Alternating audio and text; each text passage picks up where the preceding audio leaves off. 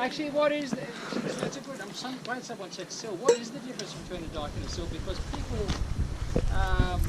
inevitably say, "Oh, a sill's horizontal." Is that right? Not necessarily. Yeah. Can be. They can form at the same time. The sill will intrude where the magma gets to its neutral buoyancy level, and as long as there's a fracture there. But is the statement sills are horizontal, is that correct? Is that a correct definition? No. Why? What is the definition? Is it concordate to bedding? It's sort of hovering.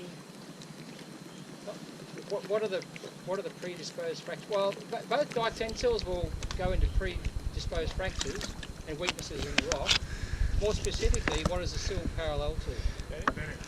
Yeah, well, not necessarily bedding, but it's certainly existing layering, which is usually bedding. Okay, and then that doesn't have to be horizontal.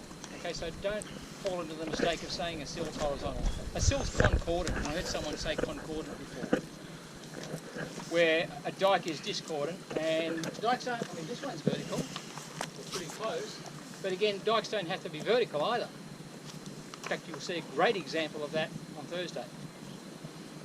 Okay, so it's the concordance versus discordance, which is the key thing there. There's probably not an awful lot to see in this one here. One thing I probably would point out, it's quite common in dikes, and you'll see this at Bingy Point on Thursday as well, and sills for that matter, is that there's often multiple injections into the same fracture. So they're not just a one-off event necessarily, but it may be several pulses of magma coming in into the same conduit, and they may get jacked open a number of times. So often you see, that's all that you can see there, but you'll see some examples in the next one, where there's internal contacts in the dike. So you might have a fine grain outer edge, and then there's a very sharp change, and you may have an intersection that's coarser grain very suddenly. So sometimes they will gradually get coarser grain towards the centre. Sometimes there'll be a definite internal intrusive contact within the dike itself. So there can be multiple injection phases. And with the inner bit sometimes being, well, the example down here you'll see is that the inner bit's got a lot of inclusions in it and the outer bit's free of inclusions. So you can have multiple injections. I'm not sure there's anything more that I can say about this particular example, other than to say, yeah, it is vertical, and quite often dikes are. What about the strike? Hard to see it's like now when you get the sense that it's pretty much coming straight out at you. It doesn't crop out on the floor of the quarry because it's covered in debris. What might the strike of dikes tell you? You'll see a good example up here, because you'll actually see the dike going up the wall of the quarry and across the floor. What determines the strike orientation? So if they're vertical, you've got almost an infinite number of strikes that have a vertical dip. Any hypotheses as to what would cause the orientation? In what? Yeah, so it can be, the expression pre-existing fractures or weaknesses in the rock was mentioned before. That's not necessarily always the case though. There's another key determining factor that I'm thinking of. Remember, when you inject a magma into a pre-existing rock, you've got to push the sidewall rocks aside. They've got to be pumped open basically. What's the easiest way to do that? What's the easiest orientation to move the rocks aside? It's a bit of a hard question. I'm trying to phrase the question without giving away the answer. Rocks are always under stress. You think you're under stress? It's got nothing on rocks. Okay, sometimes they're under so much stress they deform and they strain. They might deform plastically, they might fracture. But even when they're not doing that, there's always some residual stress in the rocks. The cuttings that we went through between Newcastle and Sydney, they had a lot of trouble with some of those cuttings when they were made because the cuttings actually started closing in on them after they cut them open. Okay, that's residual stress in the rocks that was doing that. There's one near the Arimba campus there that they cut open, and there's a layer of shale at the bottom, so it actually acted like a nice glide plane. They cut the cutting, and the cutting started closing in. So they had to cut it again, and then it did it again.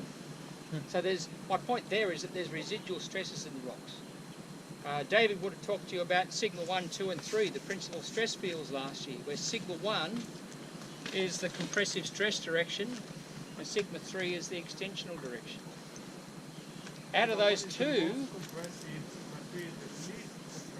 Sorry, yeah, that's a better way of putting it.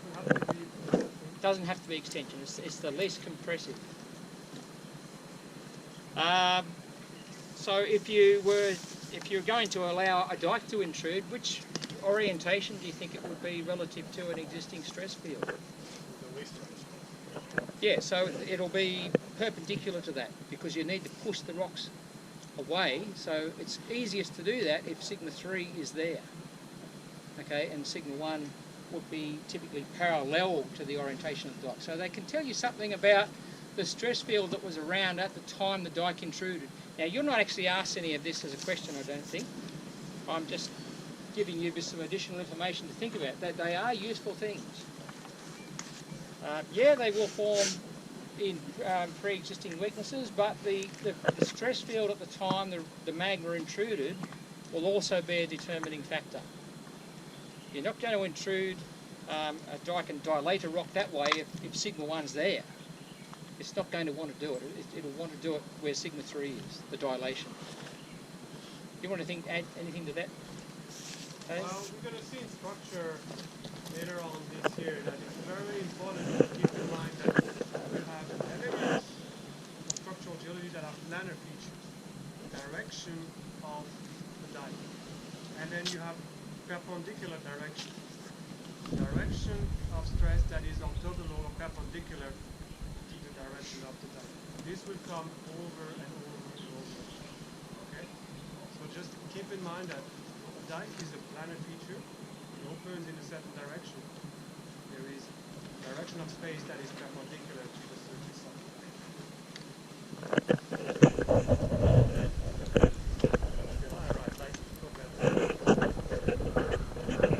We sort of mentioned them at the first. Okay. I might have missed spot. it. Yeah, I think. Yeah, so of course the columns here are very spectacular. It's almost cat-size to some of these.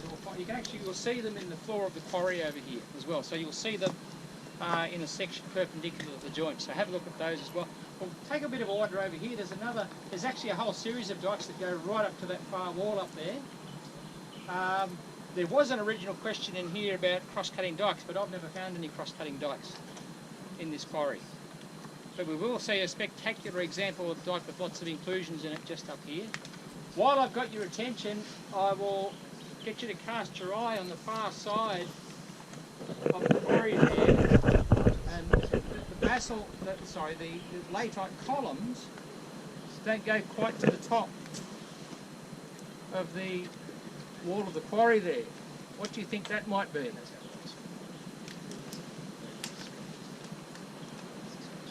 Top of the float? It could be, and in fact that's what I thought it was when I first looked at it. You might think, oh yeah, there's another sandstone on top of the latite. Is this true? No, it's weathered latite. Believe it or not. But we went over and grabbed a big piece of that a few years back and I picked it up, and you can still see there's a great big crystal sitting in it. So it looks like a layered, sandy looking rock sitting on top of the latite, but it's just weathered latite. I don't really know.